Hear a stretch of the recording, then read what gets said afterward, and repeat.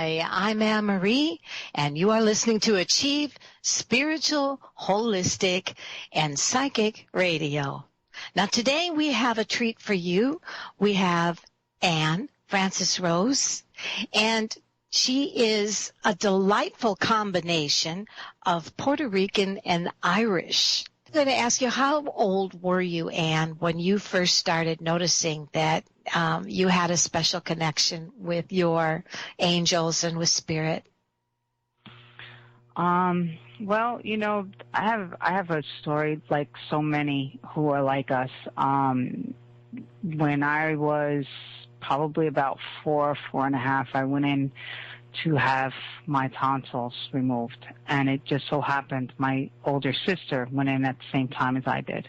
I don't remember life before going in to have this surgery. I only remember life after the surgery. And in the hospitals, way back in the day, and they probably still do it now, when small children are in the hospital, they put them in like these, I don't want to say it's a crib because it's really not a crib. It's more like a cage that they put you in so you can't escape and you don't get hurt. And I remember these silver-winged serpents speaking to me, and I was like in this cage, and they were telling me that they have to leave.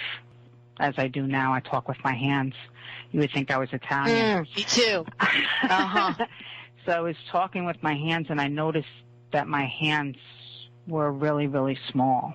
So I was really confused, and I just kept telling them that they couldn't leave me here. Well, I wound up climbing out of that thing and still not having a voice, and I was running down the hospital hallway trying to yell, and I was frantic, and I was grabbing at things and this is a dream, or things. this is really happening? This is really happening. I ran into a large African-American woman who was a nurse, who was one of the best things that probably ever happened to me in that hospital, but I ran right into her. And she looked down at me, and I was hysterical because I was just like, you know, I was trying to explain about the winged serpents, and she was like, you just had a nightmare, you know, they're not real. And I was like, no, this is not real. They're real. You guys aren't where I came from, you know. And I really couldn't talk because, like I said, I had my tonsils out. So everything was just very raspy, and I caught a glance at what I looked like, and I was this small little person. I kept saying, don't you know who I am? You know, like I'm this big, humongous being, and I'm trapped in this little kid's body. And I was really, really upset. And, you know, as time went on, I kind of forgot it. Probably. That'd be hard to forget. That sounds like almost a horror movie, you know? It was almost like, you know, it was like, did I dream it? You know, for the longest time, my parents told me it wasn't real. I'm the same as I always was, and I wasn't. You know, I was a different person from that point on. And like I said, I don't remember the age, anything before the age of, you know, 4.5. Like I look at pictures and stuff, and there's no glimmer of memory or anything like that.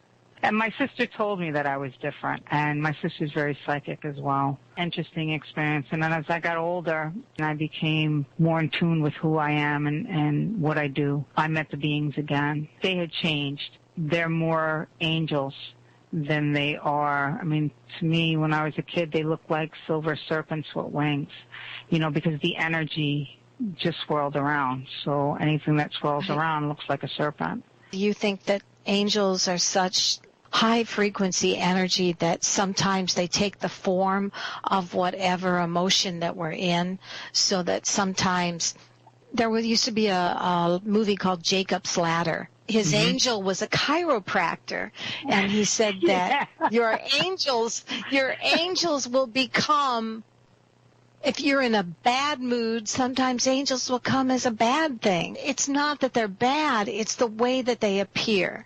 And it's all because because they're pure energy, because they're pure frequency. You're going to fill in the lines with your own pictures.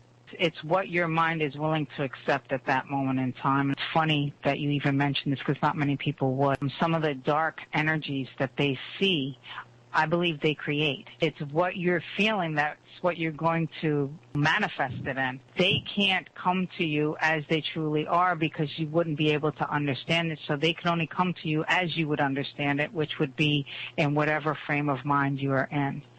And if you're very close to dogs, they're going to appear to you as dogs.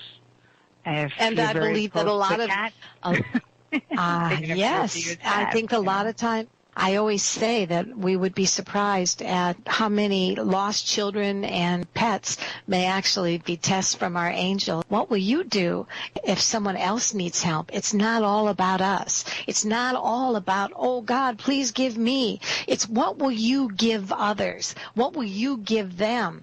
The angels that come to you to test you in a way. Is it all about you? Is it all about me? Or is there something in you that can still give? We've got you at that age now. When did you start making sense of all this? What kind of kid were you in school? I was the kid that I would have been the one that was beat all the time because I didn't like school. I asked too many questions. I was the kid that said, why? Yes. Why? Yes. You know, and a lot of adults don't like to explain things, especially when you have 40 kids in a class. All of them are starting to say why. And I was just one of the kids that would never let that go. I have a very abstract way of thinking, so I need to be taught in a very abstract way. And at the time, there were no teachers that could teach like that. The only classes for people who think the way I do, like science class and art. History was something that I was phenomenal in, and I just think it's because I for some reason, I just know some of the things that have happened. And whether I was there or not probably is the reason. Right. But school was very difficult. I have dyslexia, and I am ADHD, and I am also OCD. Which you understand are just ways for in-the-box people to give labels to children who aren't the norm. Right. Because Absolutely. I was classified as ADD, and I was classified as attention deficit, and I was classified as all those things when I was growing up. School was a crisis for me, and the only thing I was good in was art and writing. My father was a history teacher. Yeah, all you're saying is very, very, very familiar, and I noticed that for a lot of indigos or intuitive people, it's the same way. And notice it in your own children, folks out there. If you're kind of noticing that you're labeling your children and giving them drugs to be able to quiet down what may be actually something that is brain evolution. I agree with that. You know, anything can be an unidentified flying object. If you don't know what it is and it's flying through the air, therefore it is an unidentified flying object. It's unidentified because we don't know what the hell it is. Yeah. Right. So what the things that how we're evolving and really starting to take that norm and throw it out the window because there is no more norm.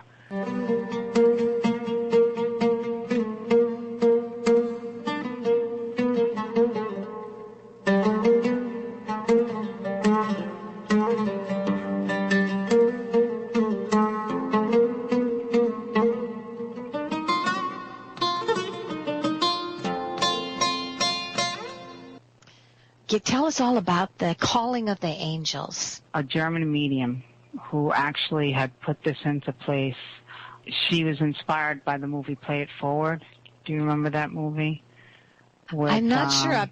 I've seen that one. It's really good. Like they actually did a commercial that was like it. I think it's State Farm or one of the commercials are like it, where the guy stops the person from walking in the street. And because the car was coming, and then it kind of, by the end... Oh, yes. I that? remember that one. One kindness spreads to another kindness. Right. Kind of so thing. This is that type of idea that this person has come up with. And so what it is that you prepare your house as if you were preparing your house for company to stay at your house. And now the 5 angels that come to you is of course, Archangel Michael, Uriel, Raphael, Metatron, and Gabriel. You would also prepare an altar. And at this altar, you would have a white flower, whether it was a plant that had a white flower on it, a white flower that was in a vase. The other thing would be to have a candle. And the candle doesn't have to be any specific color. Make it that your favorite color, if that makes you feel better. But it can be white as well. Have this candle burned for the whole stay of the angels. Now, of course, people have to leave their houses. Of course, we sleep at night, unlike the angels. So at nighttime, you would either turn off the candle, but have the intent that the candle is still burning, or you can turn off the candle and have your battery-operated candle burning throughout the night or when you're not home. And then you would have an envelope, and in that envelope you would place 3 wishes. And 1 wish would be for Mother Earth, 1 wish would be for your family, and 1 wish would be for you. And what the angels ask you to do is to formulate wishes in a clear and concise way, being as specific as you possibly can. And then you are to seal that envelope. And along with that envelope, that flower, and that candle, the apple's going on top of the envelope. I have those green bags that you can put fruit in that makes it last longer. So I put the apple in that green bag.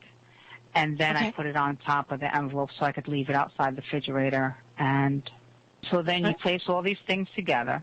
And by the end of the 5 days, you would already have 3 more people who would fulfill this wish, or people like yourself who were willing to host room or take in guests, the 5 guests for 5 days. You would have their names and their addresses also written on a piece of paper. When they get ready to leave, you would burn this, and in burning that, you would set the intention that this is the way you would be communicating and giving it, instead of handing the letter over to the angels, you would be communicating with them, giving them these 3 names and the addresses of the next 3 people where they were going to go. And the blessings that you want for those people, right? Right, and they would actually, do their own wishes and stuff like that. So you would have them for 5 days, and then they would rest for 5 days, and then they would move on to the next people. Now, they always come to your house at 10:30, and they always leave at 10:30. When they come to your house, what you say is, "Hello and welcome, archangels, to my home.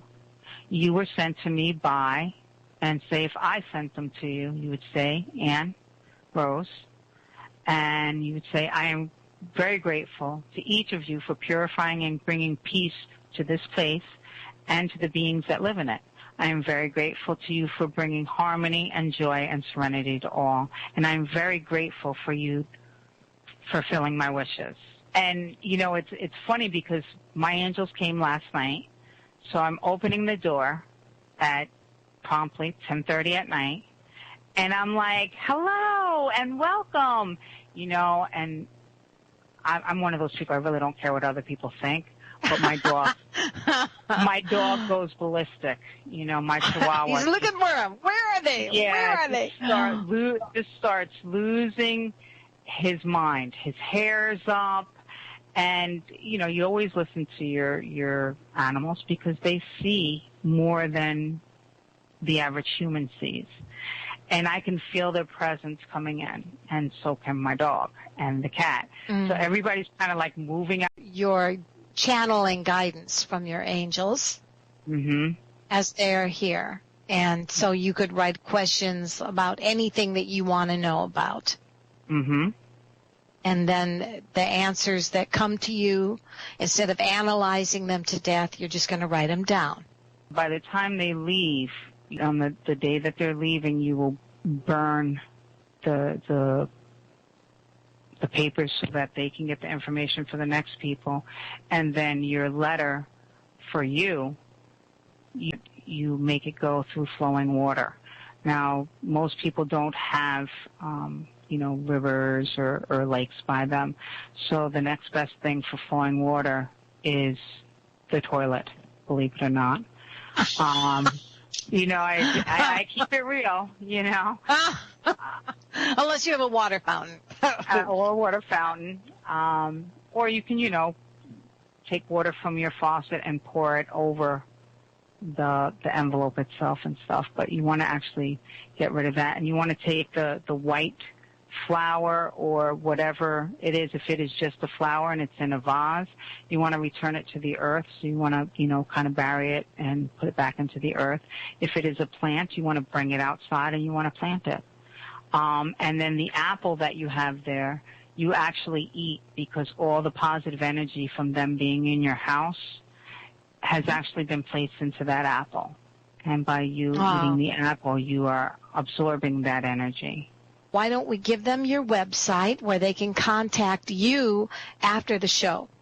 UnitedMetaphysicalinstitute.com, or they can contact me on Facebook under Anne Francis, a.k.a. Illumination, or you can listen to me on either Visionary Times, which is on the Wolf and the Bear Network, or on Heavenly Whispers, which is on Blog Talk Radio.